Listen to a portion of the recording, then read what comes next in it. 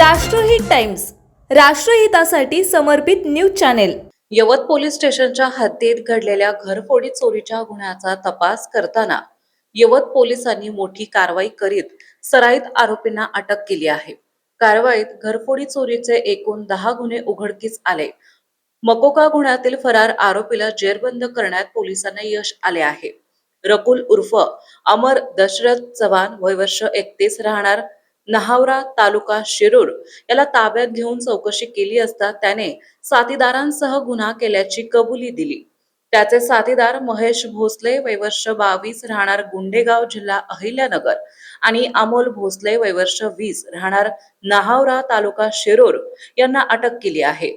दिनांक 6 जानेवारी रोजी पहाटे 4:15 वाजण्याच्या सुमारास मौजे, वाखारी, तालुका दौंड येथे फिर्यादी यांच्या घराचा कडी कोयंडा उचकटून चोरट्यांनी घरात प्रवेश केला। किचन मधील कपाटातील सोन्याचे दागिने आणि रोकड असा एकूण 1,98,671 रुपयांचा मुद्देमाल चोरून नेण्यात आला। सावंत सुभाष शेळके यांच्या घरातही चोरीचा प्रयत्न केला होता। या प्रकरणी यवत पोलीस स्टेशन येथे गुन्हा दाखल करण्यात आला होता। तपास पोलीस उपनिरीक्षक किशोर वागज करीत होते। तपासादरम्यान यवत पोलीस स्टेशनच्या गुन्हे शोध पथकाने परिसरातील सीसीटीव्ही फुटेजची पाहणी केली। बातमीदारामार्फत माहिती गोळा करून आरोपींचा शोध सुरू केला।